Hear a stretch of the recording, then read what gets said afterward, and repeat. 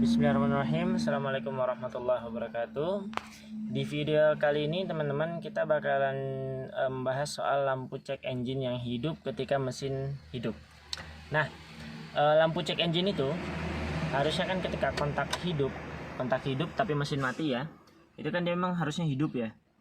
Nah, permasalahannya adalah ketika mesinnya hidup harusnya kan mati ya teman-temannya, tapi ini lampu cek engine-nya masih hidup. Nah, kenapa begitu? Sebenarnya banyak faktor ya. Yang jelasnya adalah artinya ada sesuatu yang kurang beres di sensor-sensor yang ada di mobil. Nah, makanya kita sebenarnya harusnya kita baca dulu kira-kira sensor apa yang bermasalah, lalu kemudian kita perbaiki, dan setelah itu baru kita hapus history errornya gitu ya, supaya lampu cek engine-nya mati. Oke, baik teman-teman, sekarang kita masuk ke langkah pertama. Kita baca dulu kode errornya apa gitu ya. Kode errornya apa, atau kalau orang bilang kode milnya apa. Nah, gimana caranya? Caranya adalah dengan menjumper soket OBD2. Oke, soket OBD2. Nah, kalau di Etios sedan itu soket OBD2 nya itu ada di dekat di bawah setir, di sebelah kanan di situ. Nah, ini saya tunjukin, ini setir ya. Nah, itu yang warna putih itu teman-teman ya. Nah, ini adalah soket OBD2 nya ya teman-teman ya. Nah, ini yang bakal kita jumper untuk membaca kode milnya. Yuk, kita jumper aja. Nah, nih teman-teman, ini OBD-nya bakal kita jumper dengan kabel kayak gini ya.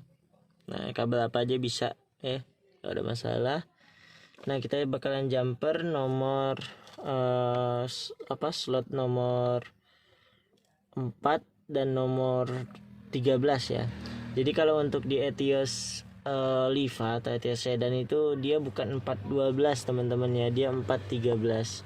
Saya dulu sempat bingung juga 412 atau 413, akhirnya saya coba-coba sendiri aja. Nah, cara ngitungnya gimana? Cara ngitungnya itu dari, bentar, saya susah ngeliatnya. Ini ya, 1 dari sini ya, ini 1. Mohon maaf. 1 2 3 4 5 6 7 8. Ke bawahnya 9 10 11 12 13 14 15 16. Jadi yang kita bakal jumper nomor 4 dan 13. 1 2 3 4. Nah, ini 12, berarti ini 13 nya. Nah, terus gimana kalau misalkan salah jumper? Nah, saya contohin dulu kalau untuk salah jumpernya ya teman-teman ya. Saya contohin kalau misalkan kita salah ngejumper, yang kita jumper bukan 413 tapi kita menjumper 4 dan 12. Nah, ini 4 dan 12 ya. Oke. Nah, terus kita putar kontak sampai ke on. On ya teman-teman, bukan start ya, on. AC on. Nah, ketika kita putar kontak on, itu yang berkedip bukan lampu cek engine ya teman-teman ya, tapi lampu apa itu, power steering kayaknya ya. Nah, itu kalau kita salah jumper. Maka kalau misalnya salah jumper ya kita matiin lagi. Terus kemudian kita cabut dan kita pindahkan ke yang nomor 13 ya teman-teman ya. Nah, ini kita pindahkan teman-teman. Kita pindahkan ke yang nomor 13 dalam posisi kontak off ya. Nah, ini udah pindah ke 13 dia, maaf belum fokus. Dia udah pindah ke 13 ya teman-teman ya. Oke, udah pindah ke 13. Kita coba lagi kontaknya. Nah, kontak di posisi on ya teman-teman, bukan start, on. Nah, on. Kita lihat. Nah, lampu cek engine-nya sudah berkedip-kedip ya teman-teman ya. Oke, sekarang kita sudah mulai bisa membaca kode milnya yang tertera di cek engine-nya apa. 1 2 3 4.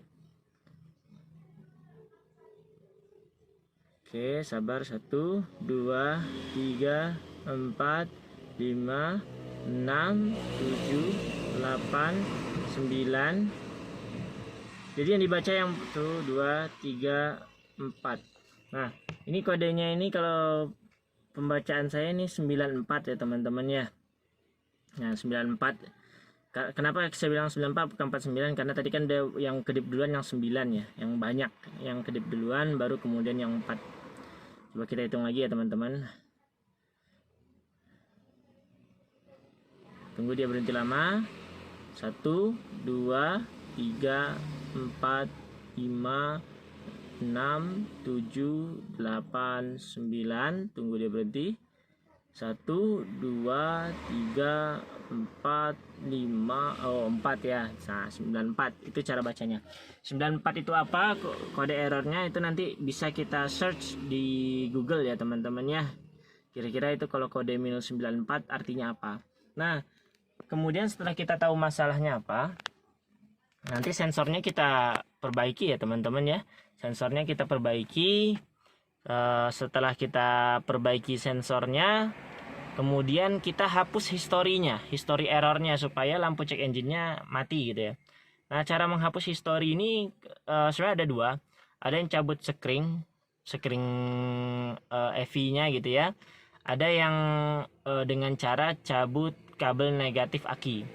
Nah, berhubung di mobil ini saya nggak tahu screen EV-nya yang mana, maka saya ambil pilihan kedua, yaitu dengan mencabut kabel negatif aki. Cuman efeknya memang kalau nyabut negatif aki, maka yang kita udah setting seperti misalkan jam ini gitu ya. Ini jam ini bakalan kereset ya teman-teman, bakal jadi 0000 lagi. Itu aja sih. Nah, ketika kita pengen hapus history itu kontak dalam keadaan mati ya teman-temannya, jangan dalam keadaan hidup. Oke, langsung aja ya teman-teman ya.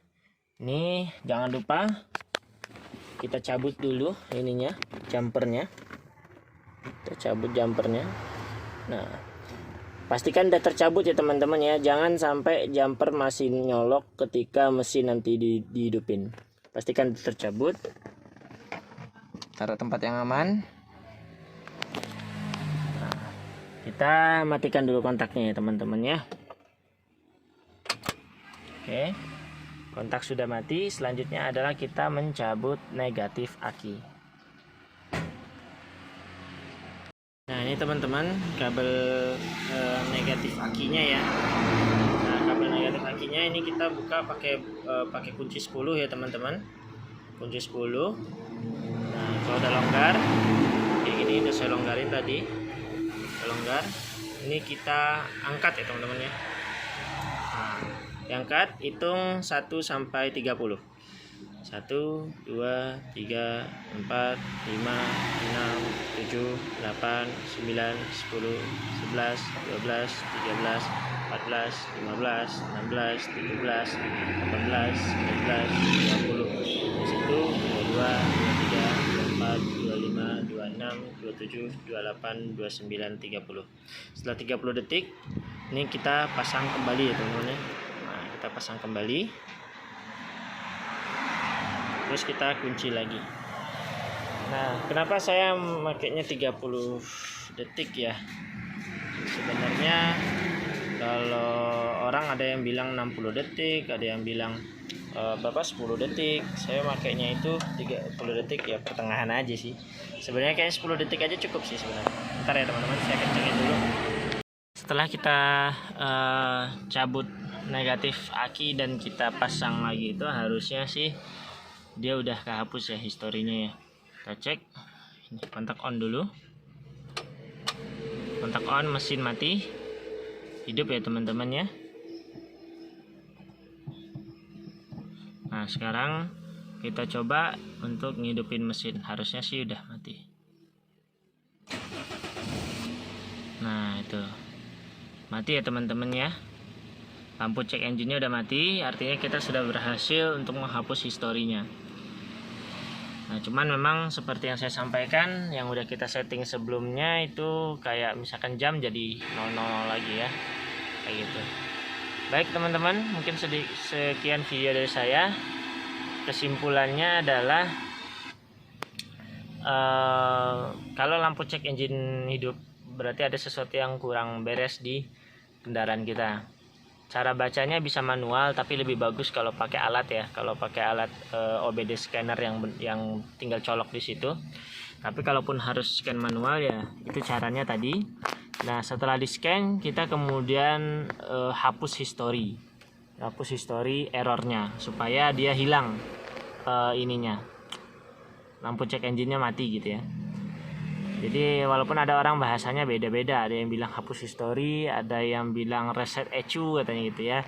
Cuman kalau saya pribadi, saya lebih setuju bahwa itu adalah hapus history, bukan reset ECU. Seperti itu ya teman-teman ya. Baik, mungkin sekian video dari saya, semoga bermanfaat. Kalau misalkan teman-teman ada saran yang terus terang ya, disclaimer ya teman-teman. Saya itu kode 94 itu saya belum nemu di Google itu errornya apa. Jadi mobil saya ini setiap dibawa jalan jauh dia lampu cek engine-nya hidup gitu ya. Tapi ya alhamdulillah walaupun demikian ya saya udah bawa ratusan kilometer ya dengan kondisi lampu cek engine hidup ya nggak ada masalah apa-apa, alhamdulillah gitu ya. Cuman kalau teman-teman ada yang tahu kode 94 itu apa, ya mohon di share ya teman-teman ya, bisa di komen di kolom komentar.